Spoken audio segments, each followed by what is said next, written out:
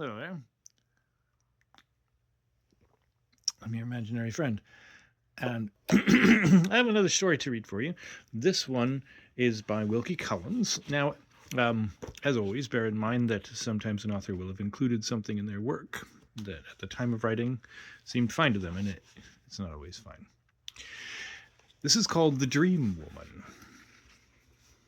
Chapter 1. I had not been settled more than 6 weeks in my country practice when I was sent for to a neighboring town to consult with the resident medical man there on a case of very dangerous illness. My horse had come down with me at the end of a long ride the night before, and had hurt himself, luckily much more than he had hurt his master. Being deprived of the animal's services, I started for my destination by the coach. There were no railways at that time, and I hoped to get back again towards the afternoon in the same way. After the consultation was over, I went to the principal inn of the town to wait for the coach. When it came up, it was full inside and out. There was no resource left for me but to get home as cheaply as I could by hiring a gig. The price asked for this accommodation struck me as being so extortionate that I determined to look out for an inn of inferior pretensions, and to try if I could not make a better bargain with a less prosperous establishment. I soon found a likely-looking house, dingy and quiet, with an old-fashioned sign that had evidently not been repainted for many years past. The landlord in this case was not above making a small profit, and as soon as we came to terms, he rang the yard bell to order the gig. "Has Robert not come back from that errand?" asked the landlord, appealing to the waiter who answered the bell. "No, sir, he hasn't." "Well, then, you must wake up Isaac." "Wake up Isaac?" I repeated. "That sounds rather odd. Do your ostlers go to bed in the daytime?" "This one does," said the landlord, smiling to himself in rather a strange way. "And dreams, too," added the waiter. "I shan't forget the turn it gave me the first time I heard him." "Never you mind about that," retorted the proprietor. "You go and rouse Isaac up. The gentleman's waiting for his gig." The landlord's manner and the waiter's manner expressed a great deal more than either of them said. I began to suspect that I might be on the trace of something professionally interesting to me as a medical man, and I thought I should like to look at the ostler before the waiter awakened him. "Stop a minute," I interposed. "I have rather a fancy for seeing this man before you wake him up. I'm a doctor, and if this queer sleeping and dreaming of his comes from anything wrong in his brain, I may be able to tell you what to do with him." "I rather think you'll find his complaint past all doctoring, sir," said the landlord. "But if you would like to see him, you're welcome, I'm sure."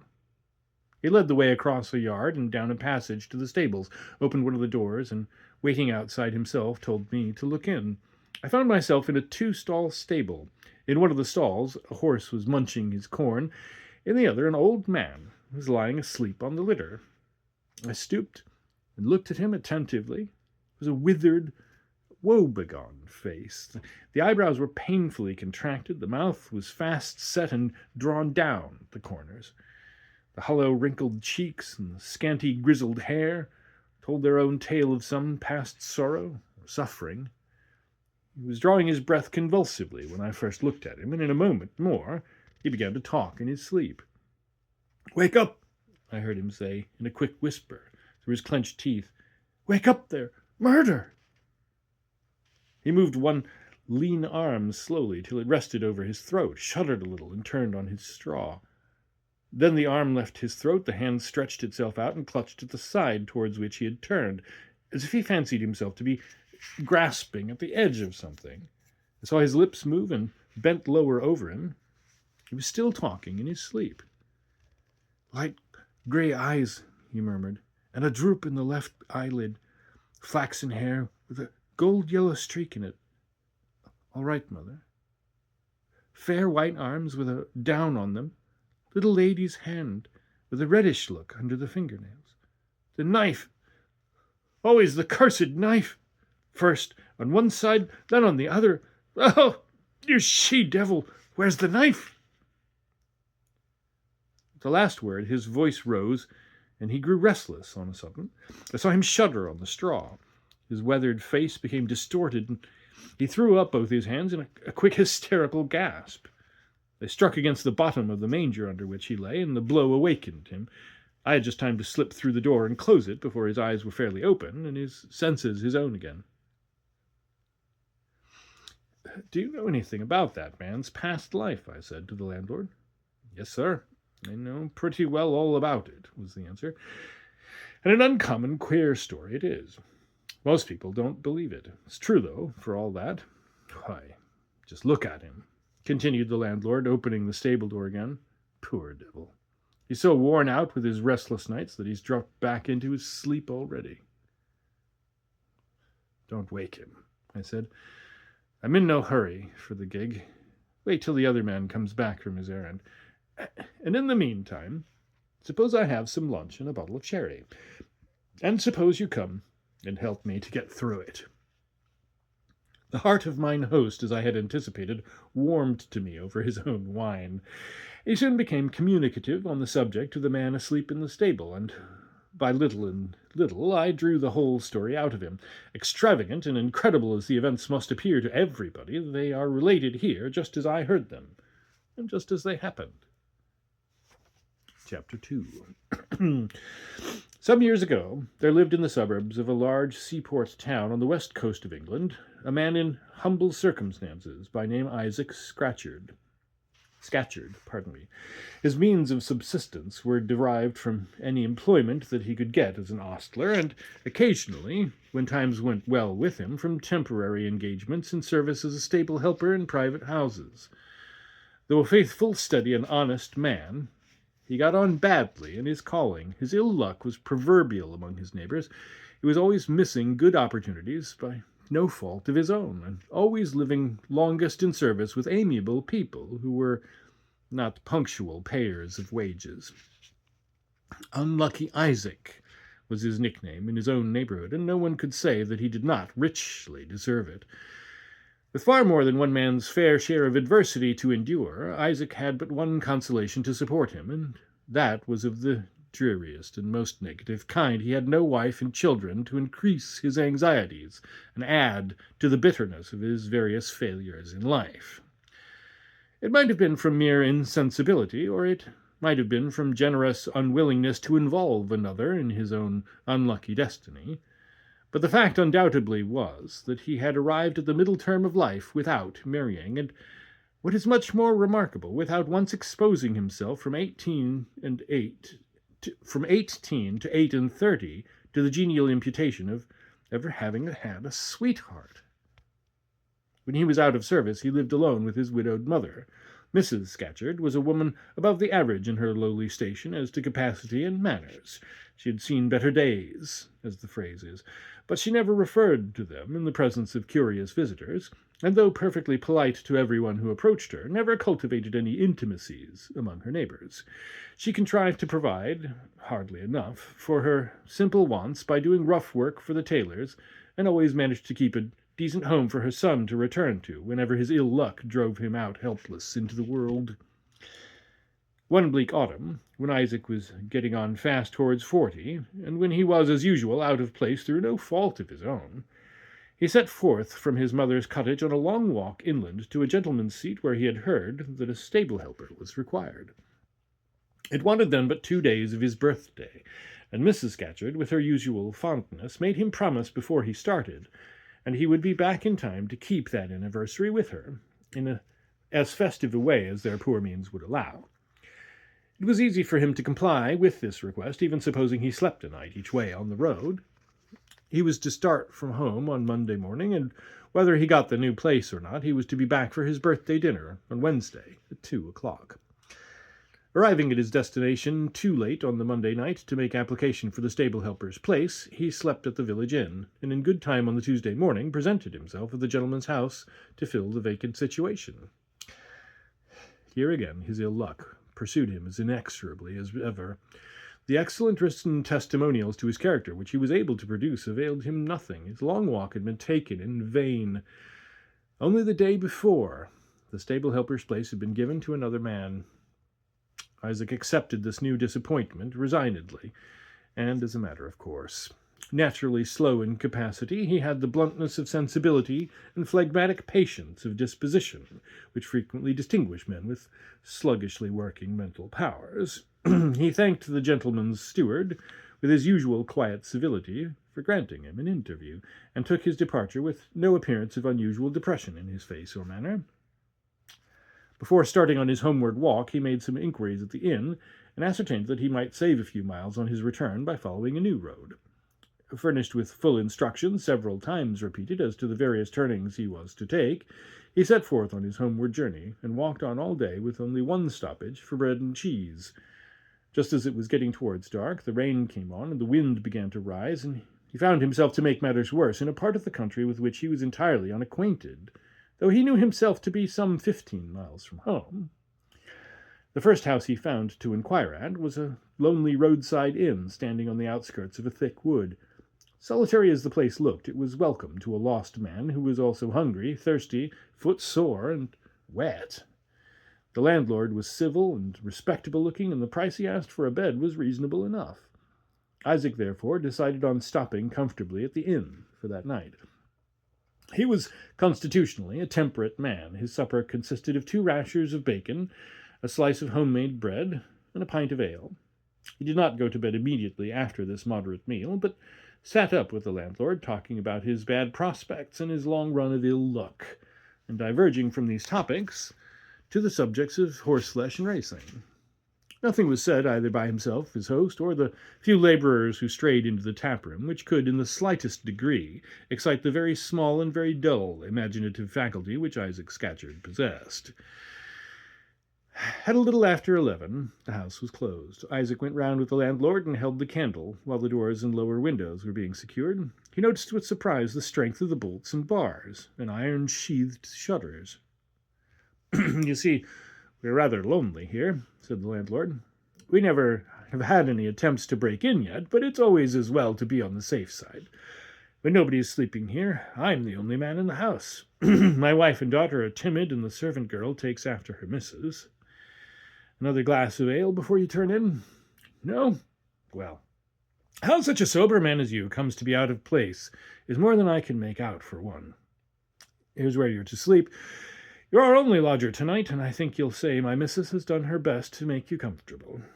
You're quite sure you won't have another glass of ale? Very well. Good night." It was half past 11 by the clock in the passage as they went upstairs to the bedroom, the window of which looked on to the wood at the back of the house. Isaac locked the door, set his candle on the chest of drawers, and wearily got ready for bed. The bleak autumn wind was still blowing, and the solemn, monotonous, surging moan of it in the wood was dreary and awful to hear through the night silence. Isaac felt strangely wakeful. He resolved as he lay down in bed to keep the candle alight until he began to grow sleepy, for there was something unendurably depressing in the bare idea of lying awake in the darkness, listening to the dismal, ceaseless moaning of the wind in the wood.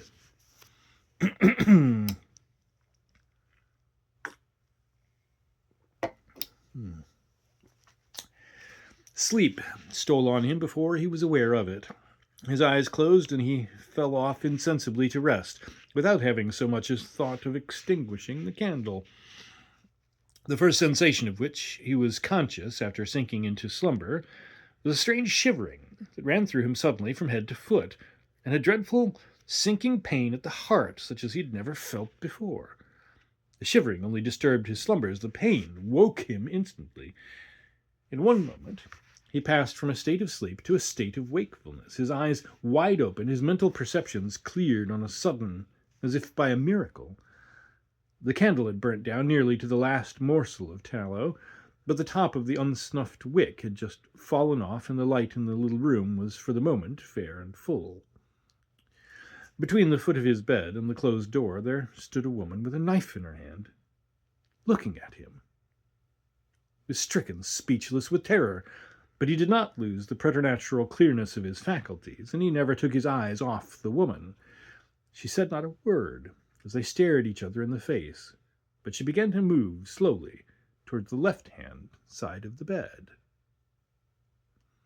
His eyes followed her. She was a fair, fine woman, with yellowish flaxen hair and light grey eyes. with a droop in the left eyelid. He noticed those things and fixed them on his mind before she was round at the side of the bed.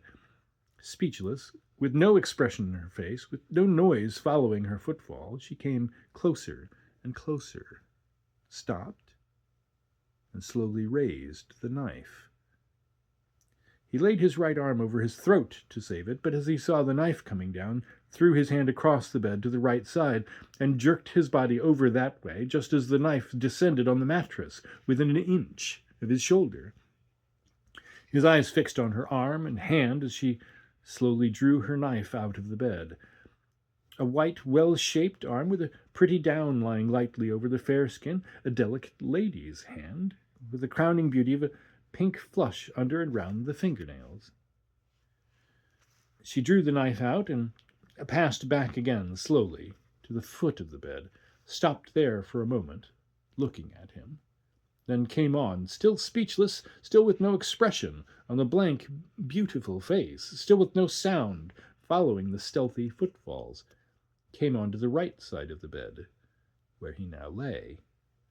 As she approached, she raised the knife again, and he drew himself away to the left side. She struck as before right into the mattress, with a deliberately perpendicularly downward action of the arm. This time his eyes wandered from her to the knife. It was like the large clasp knives which he had often seen laboring men use to cut their bread and bacon with. Her delicate little fingers did not conceal more than 2/3 of the handle. He noticed that it was made of buckhorn, clean and shining as the blade was, and looking like new. For the second time, she drew the knife out, concealed it in the wide sleeve of her gown, and stopped by the bedside, watching him. For an instant he saw her standing in that position. Then the wick of the spent candle fell over into the socket. The flame diminished to a little blue point, and the room grew dark.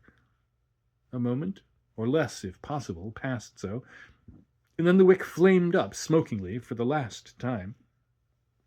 His eyes were still looking eagerly over the right-hand side of the bed when the final flash of light came, but they discerned nothing. The fair woman with the knife was gone.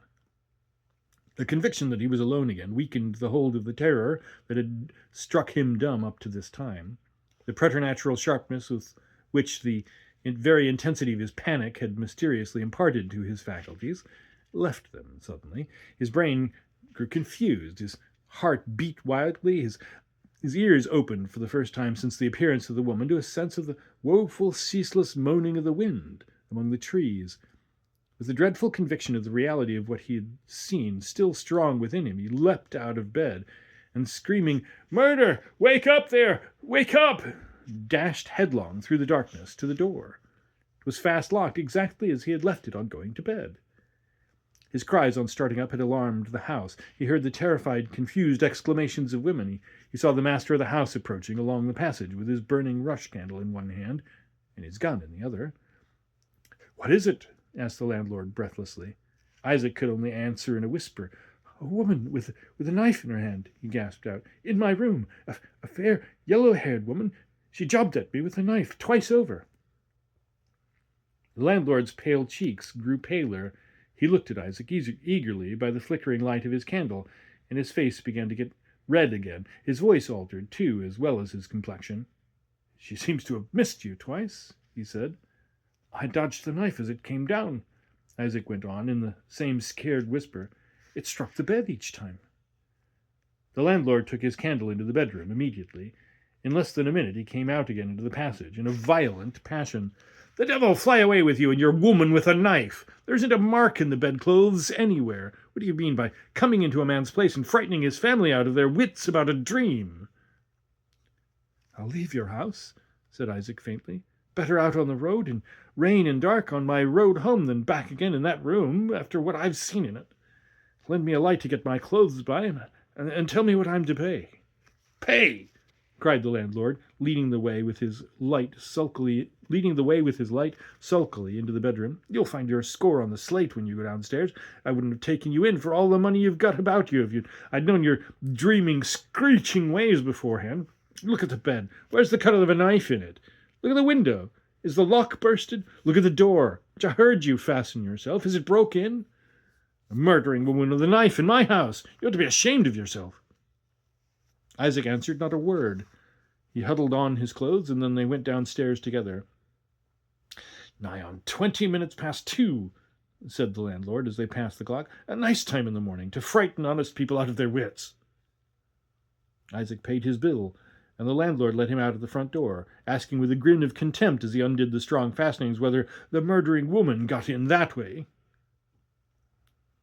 They parted without a word on either side. The rain had ceased, but the night was dark, and the wind bleaker than ever. Little did the darkness or the cold or the uncertainty about the way home matter to Isaac. If he had been turned out into a wilderness in a thunderstorm, it would have been a relief after what he had suffered in the bedroom of the inn. What was the fair woman with a knife? The creature of a dream, or that other creature from the unknown world called among men by the name of ghost? He could make nothing of the mystery, had made nothing of it, even when it was midday on Wednesday, and when he stood at last, after many times missing his road, once more on the doorstep of home.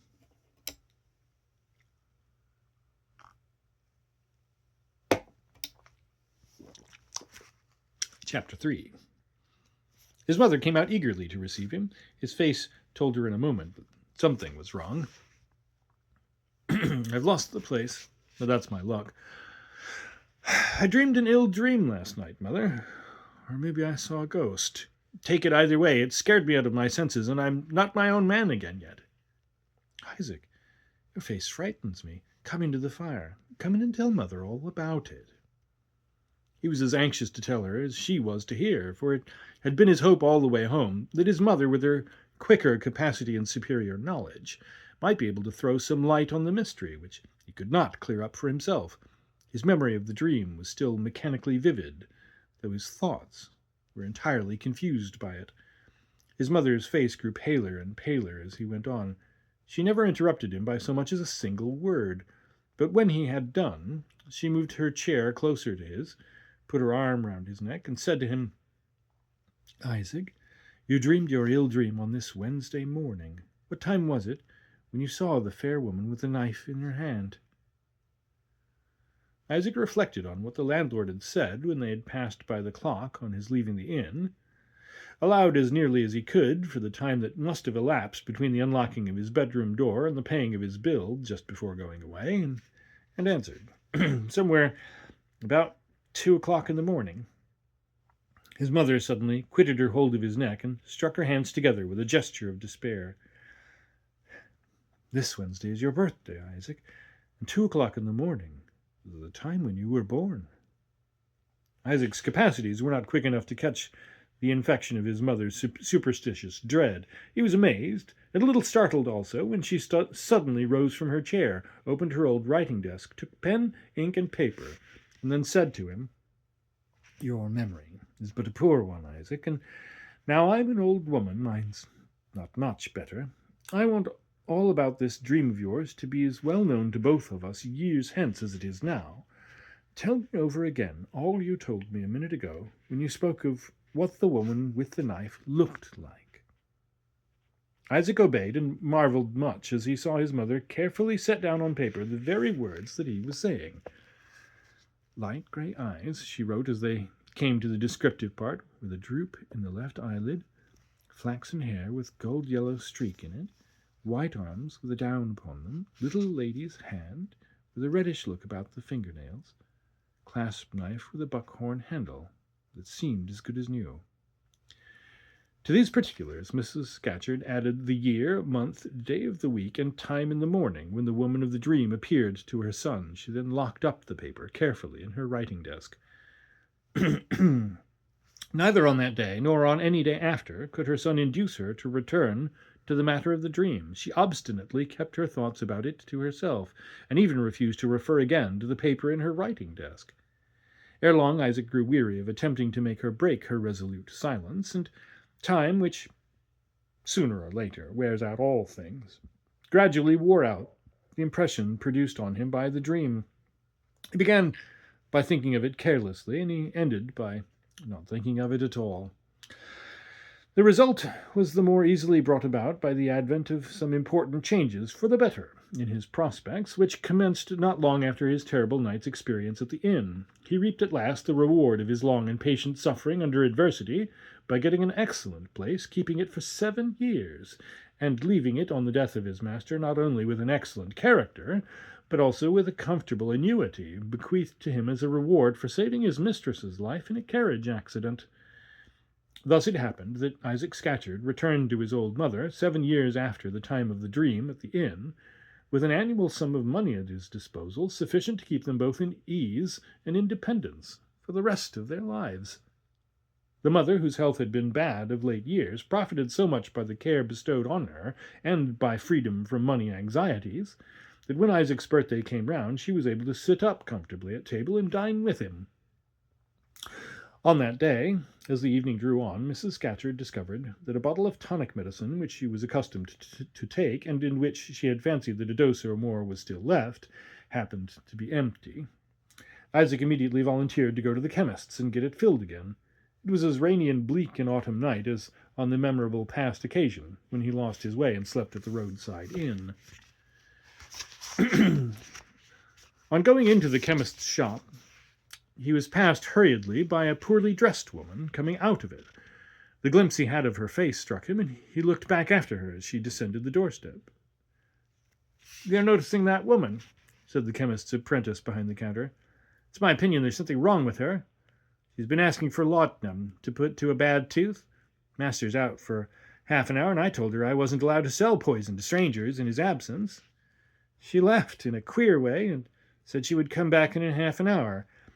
If she expects Master to serve her, I think she'll be disappointed. It's a case of suicide, sir, if ever there was one yet."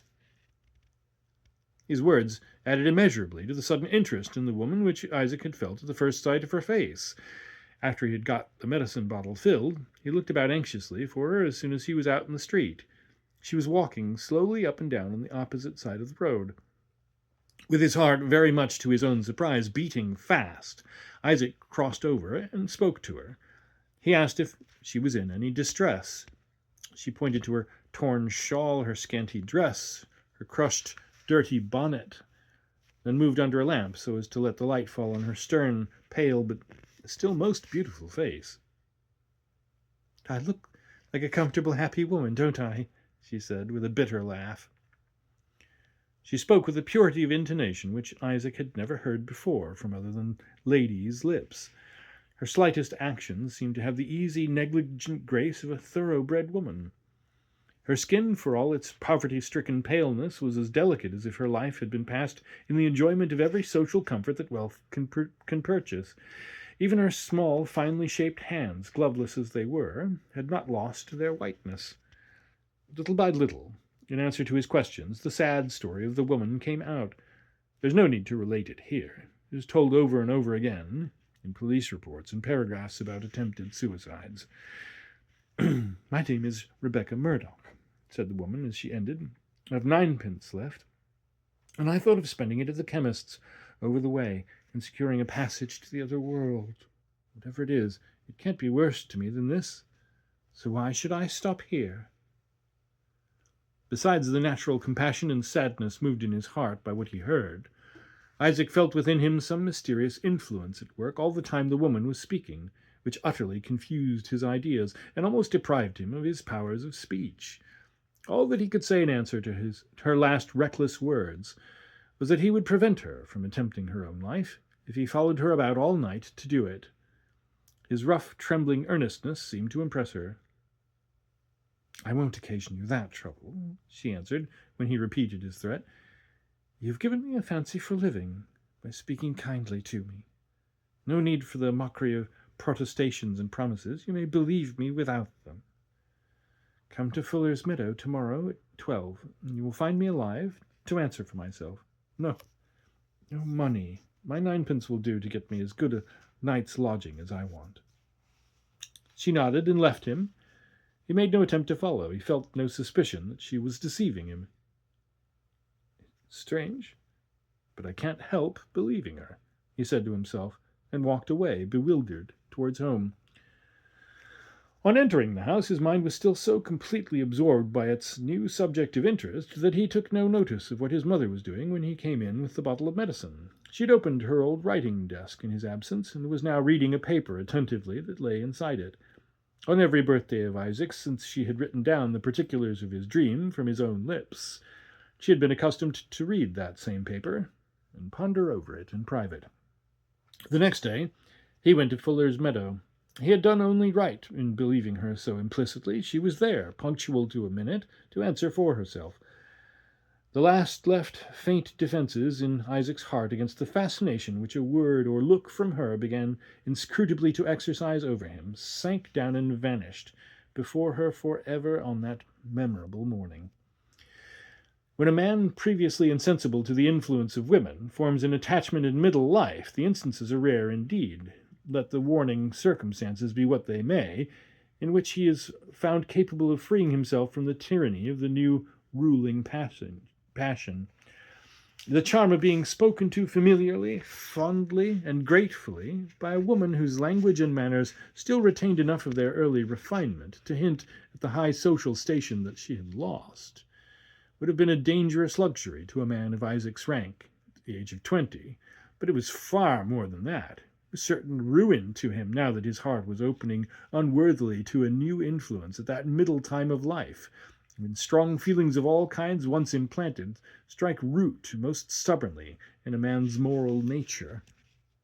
A few more stolen interviews after that first morning in Fuller's Meadow completed his infatuation.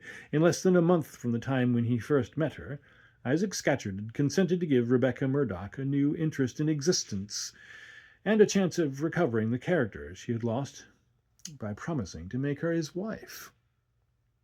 She had taken possession not of his passion only, but of his faculties as well. All the mind he had, he put into her keeping. She directed him on every point, even instructing him how to break the news of his approaching marriage in the safest manner to his mother. "If you tell her how you met me and who I am at first," said the cunning woman, "she will move heaven and earth to prevent our marriage. Say I am the sister of one of your fellow servants. Ask her to see me before you go into any more particulars, and leave it to me to do the rest.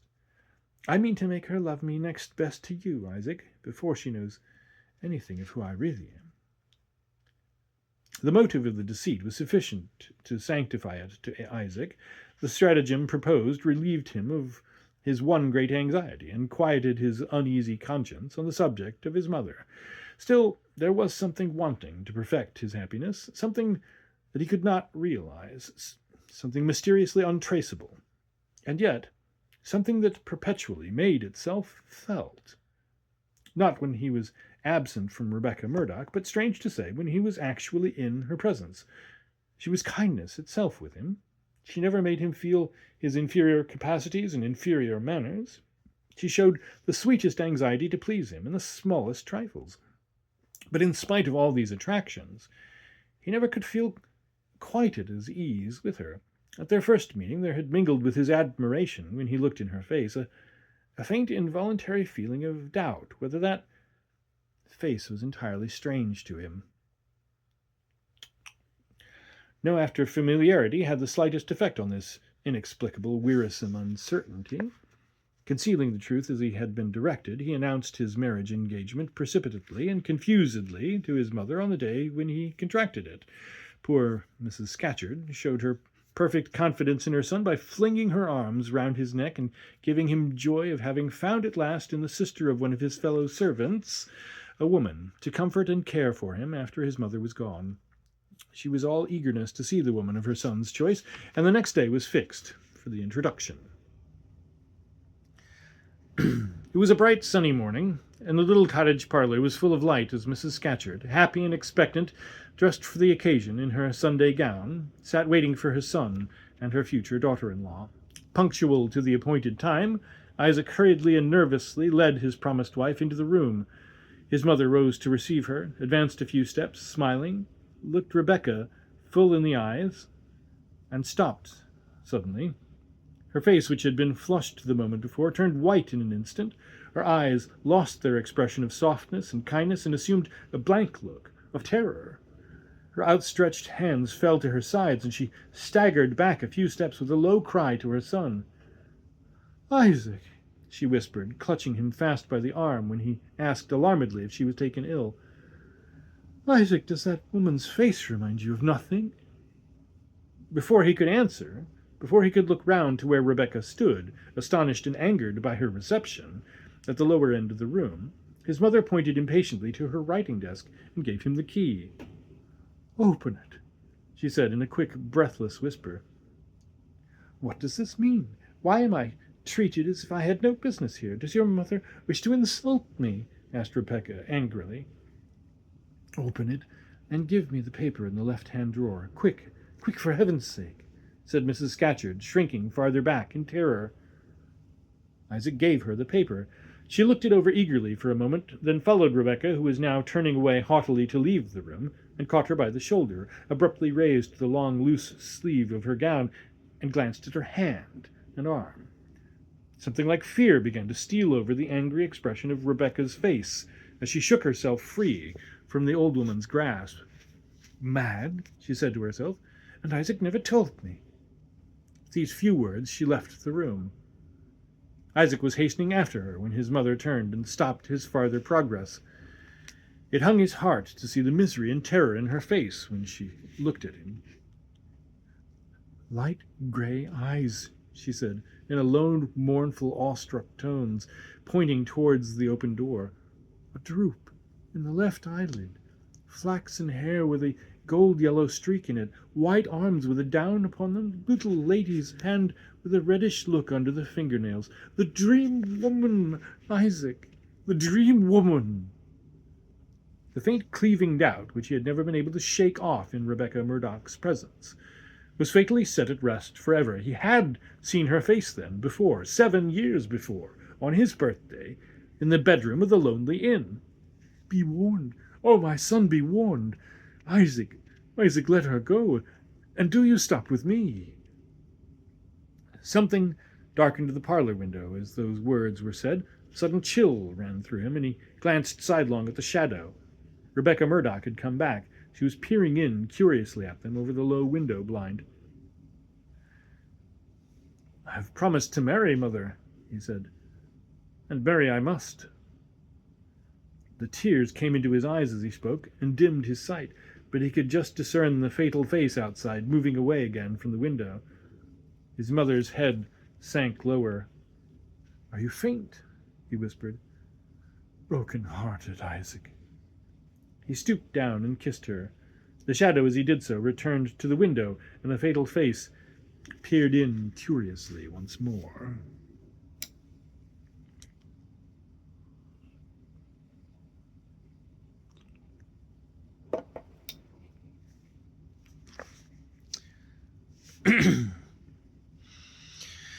Chapter 4. 3 weeks after that day, Isaac and Rebecca were man and wife. All that was hopelessly dogged and stubborn in the man's moral nature seemed to have closed round his fatal passion and to have fixed it unassailably in his heart.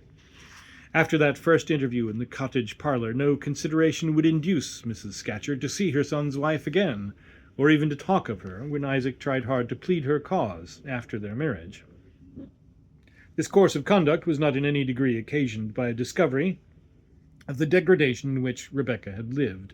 There was no question of that between mother and son. There was no question of anything but the fearfully exact resemblance between the living, breathing woman and the spectre woman of Isaac's dream. Rebecca, on her side, neither felt nor expressed the slightest sorrow at the estrangement between herself and her mother-in-law. Isaac, for the sake of peace, had never contradicted her first idea that age and long illness had affected Mrs. Scatcherd's mind. He even allowed his wife to upbraid him for not having confessed this to her at the time of their marriage engagement, rather than risk anything by hinting at the truth. The sacrifice of his integrity before his one all-mastering delusion seemed but a small thing, and cost his conscience but little after the sacrifices he had already made.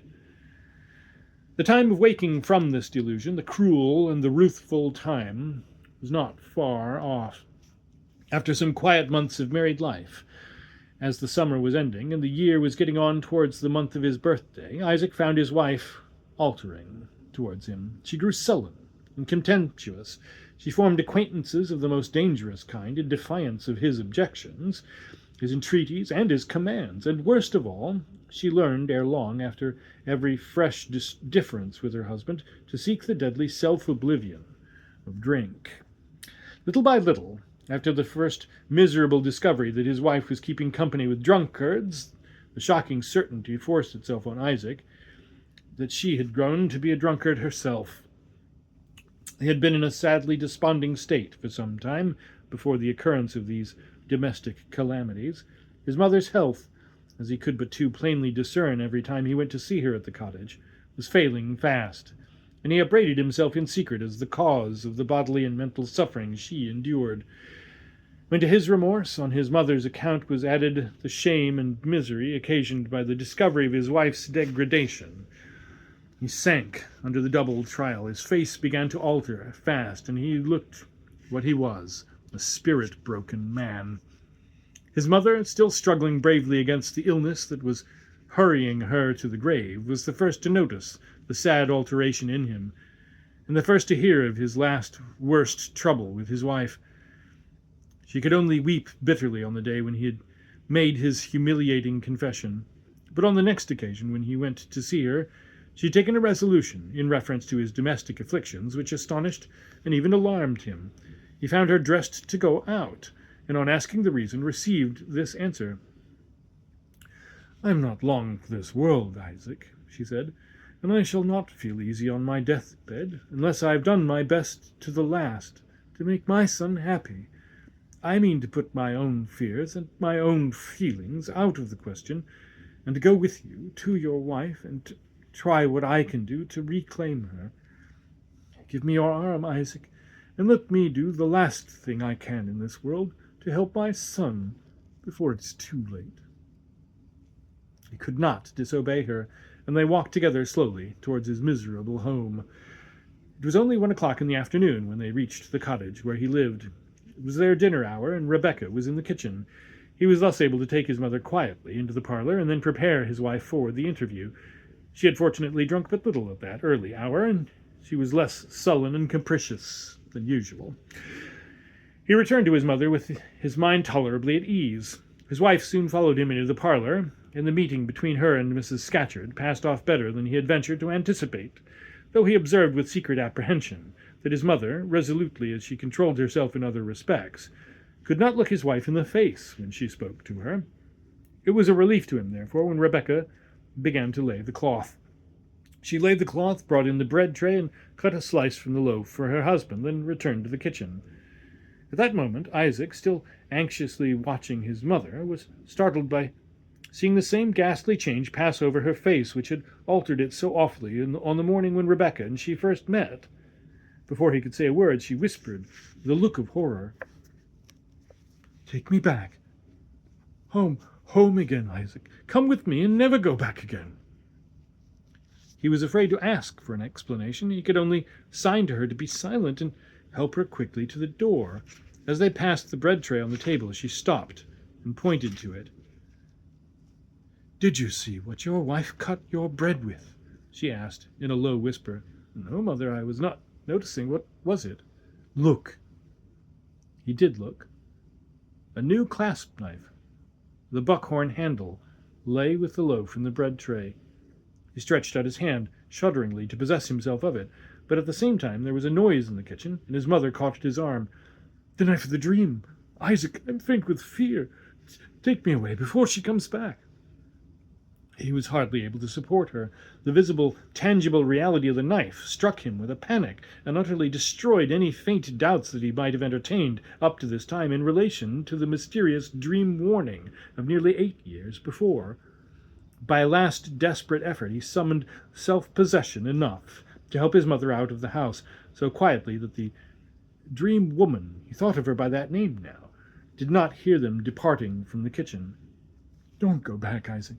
Don't go back," implored Mrs. Scatcherd, as he turned to go away after seeing her safely seated again in her own room. "I must get the knife," he answered under his breath. His mother tried to stop him again, but he hurried out without another word.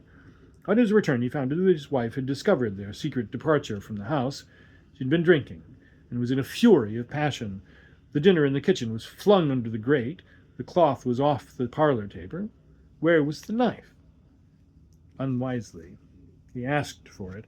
She was only too glad of the opportunity of irritating him, which the request afforded her. He wanted the knife, did he? Could he give her a reason why? No? Then he should not have it. Not if he went down on his knees to ask for it.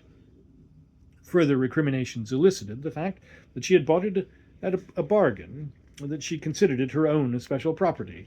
Isaac saw the uselessness of attempting to get the knife by fair means, and determined to search for it later in the day, in secret. The search was unsuccessful. Night came on, and he left the house to walk about the streets. He was afraid now to sleep in the same room with her. 3 weeks passed. Still sullenly enraged with him, she would not give up the knife, and still that fear of sleeping in the same room with her possessed him. He walked about at night, or dozed in the parlor, or sat watching by his mother's bedside. Before the expiration of the first week in the new month, his mother had died. It wanted then but 10 days of her son's birthday. She had longed to live till that anniversary. Isaac was present at her death, and her last words in this world were addressed to him. "Don't go back, my son. Don't go back." He was obliged to go back, if it were only to watch his wife.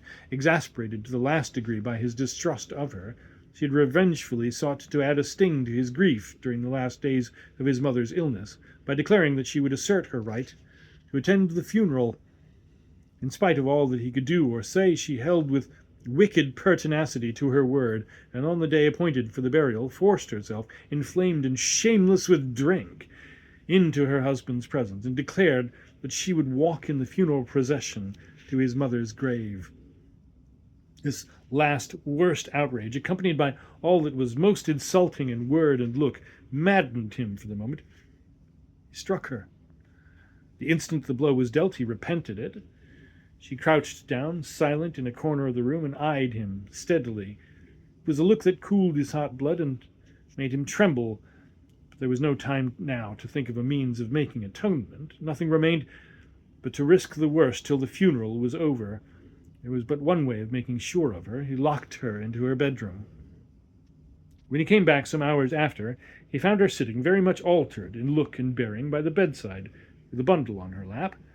She rose and faced him quietly, and spoke with a strange stillness in her voice, a strange repose in her eyes, a strange composure in her manner. "No man has ever struck me twice," she said, "and my husband shall have no second opportunity. Set the door open and let me go. From this day forth, we see each other no more." Before he could answer, she passed him and left the room. He saw her walk away up the street. Would she return? All that night he watched and waited, but no footstep came near the house. The next night, overpowered by fatigue, he lay down in bed in his clothes, with the door locked, the key on the table, and the candle burning. His slumber was not disturbed. The third night, the fourth, the fifth, the sixth passed, and nothing happened. He lay down on the seventh, still in his clothes, still with the door locked, the key on the table, and the candle burning, but easier in his mind. Easier in his mind and in perfect health of body when he fell off to sleep. His rest was disturbed. He woke twice without any sensation of uneasiness, but the third time it was that never-to-be-forgotten shivering of the night at the lonely inn, that dreadful sinking pain at the heart which once more aroused him in an instant. His eyes opened toward the left-hand side of the bed, and there stood the dream woman again? No, his wife. The living reality, with the dream spectre's face, in the dream spectre's attitude, the fair arm up, the knife clasped in the delicate white hand. He sprang upon her almost at the instant of seeing her, and yet not quickly enough to prevent her from hiding the knife. Without a word from him, without a cry from her, he pinioned her in a chair. With one hand he felt up her sleeve, and there, where the dream woman had hidden the knife, his wife had hidden it. The knife with the buckhorn handle that looked like new. In the despair of that fearful moment, his brain was steady, his heart was calm. He looked at her fixedly, with the knife in his hand, and said these last words: "You told me we should see each other no more, and you have come back. It is my turn now to go. and to go forever, I say that we shall see each other no more, and my word shall not be broken." He left her and set forth into the night. There was a bleak wind abroad, and the smell of recent rain was in the air. The distant church clocks chimed the quarter as he walked rapidly beyond the last houses in the suburb. He asked the first policeman he met what hour that was of which the quarter past had just struck. The man referred sleepily to his watch and answered, 2 o'clock. 2 in the morning. What day of the month was this day that had just begun? He reckoned it up from the date of his mother's funeral. The fatal parallel was complete. It was his birthday. Had he escaped the mortal peril which his dream foretold? Or had he only received a second warning? As that ominous doubt forced itself on his mind, he stopped, reflected, and turned back again towards the city. He was still resolute to hold to his word and never to let her see him more. But there was a thought now in his mind of having her watched and followed. The knife was in his possession. The world was before him. But a new distrust of her, a vague, unspeakable, superstitious dread had overcome him. "I must know where she goes, now she thinks I've left her," he said to himself, as he stole back wearily to the precincts of his house. It was still dark. He'd left the candle burning in the bedchamber, but when he looked up to the window of the room now, there was no light in it. He crept cautiously to the house door. On going away, he remembered to have closed it. On trying it now, he found it open. He waited outside, never losing sight of the house, till daylight. Then he ventured indoors, listened, and heard nothing, looked into kitchen, scullery, parlor, and found nothing, went up at last into the bedroom. It was empty. A picklock lay on the floor, betraying how she had gained entrance in the night, and that was the only trace of her. Whither had she gone? That no mortal tongue could tell him. The darkness had covered her flight, and when the day broke, no man could say where the light found her. Before leaving the house in the town forever, he gave instructions to a friend and neighbor to sell his furniture for anything that it would fetch, and apply the proceeds to employing the police to trace her. The directions were honestly followed, and the money was all spent, but the inquiries led to nothing. The picklock on the bedroom floor remained the one last useless trace of the dream woman. At this point of the narrative, the landlord paused, and turning towards the window of the room in which we were sitting, looked in the direction of the stable yard.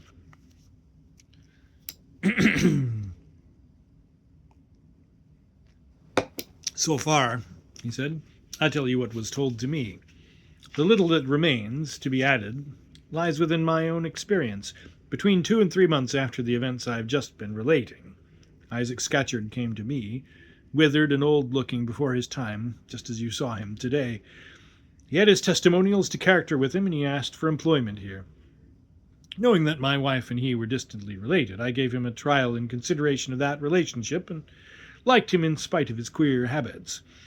He's as sober, honest, and willing a man as there is in England. As for his restlessness at night, and his sleeping away his leisure time in the day, who can wonder at it after hearing his story? Besides, he never objects to being roused up when he's wanted, so there's not much inconvenience to complain of after all. I suppose he's afraid of a return of that dreadful dream, and of waking out of it in the dark," said I. "No," returned the landlord. "The dream comes back to him so often that he has got to bear with it by this time resignedly enough. It's his wife keeps him waking at night, as he has often told me." "What? Has she never been heard of yet?" "Never. Isaac himself has the one perpetual thought about her, that she's alive and looking for him. I believe he wouldn't let himself drop off to sleep towards 2 in the morning for a king's ransom. 2 in the morning, he says, is the time she will find him one of these days. 2 in the morning is the time all year round when he likes to be most certain he's got that clasp knife safe about him. He does not mind being alone as long as he's awake, except on the night before his birthday, when he firmly believes himself to be in peril of his life. The birthday has only come round once since he's been here, and then he sat up along with the night porter. 'She's looking for me,' is all he says when anybody speaks to him about the one anxiety of his life. 'She's looking for me.' He may be right. She may be looking for him. Who can tell? Who can tell, said I.